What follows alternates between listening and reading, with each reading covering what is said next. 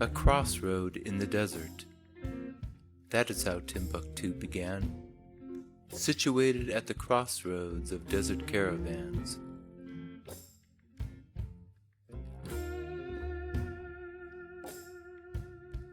And they say this is where the city got its name, from the well, Tom, of the lady with the big belly button, Buktu, Timbuktu.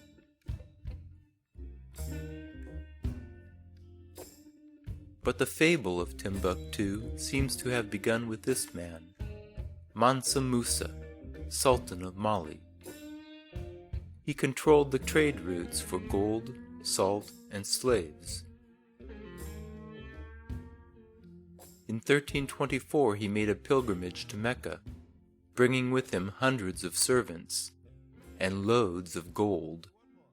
On the way, he stopped in Cairo, and word spread of his wealth.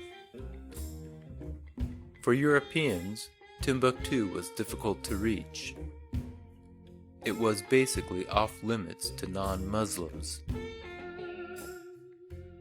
Although some Europeans had arrived in Timbuktu as early as the 15th century, more recent history records a Scotsman, Alexander Lang, as being the first.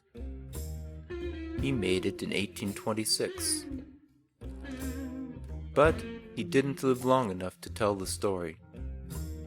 On the way back to Europe, he was killed for not converting to Islam.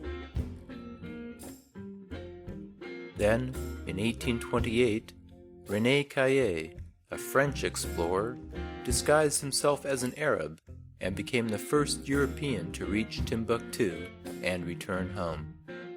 For this, he won a prize.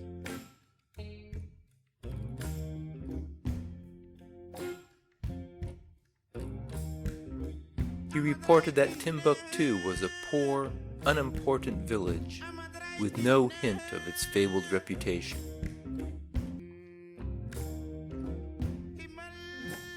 But maybe the most important early European explorer to reach Timbuktu was the German, Heinrich Barth.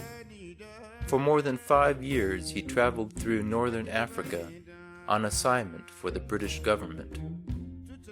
He learned several African languages and became well versed in the history, archaeology, and geography of the region. In 1853 he reached Timbuktu.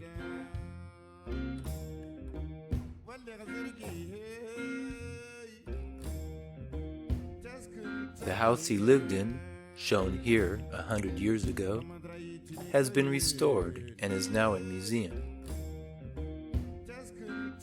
After returning to Europe, he published 5 volumes, which demonstrate his interdisciplinary approach to his explorations. Eventually, he became a professor at the Berlin University, but died 2 years later at the age of 44.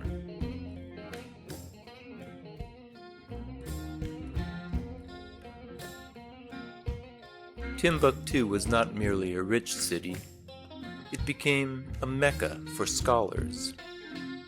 Today you can visit Sankore Mosque, the university that boasted 20,000 students in the 16th century. And you can visit another institution of higher learning, the Ahmed Baba Library, with holdings dating back to the 13th century.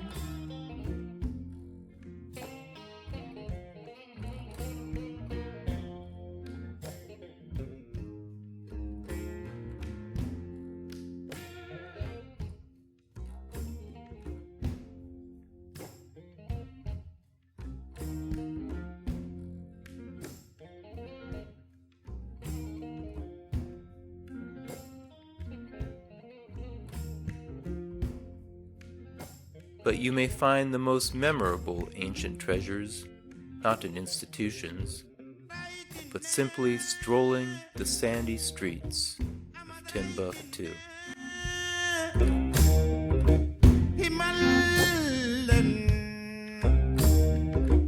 Himalayan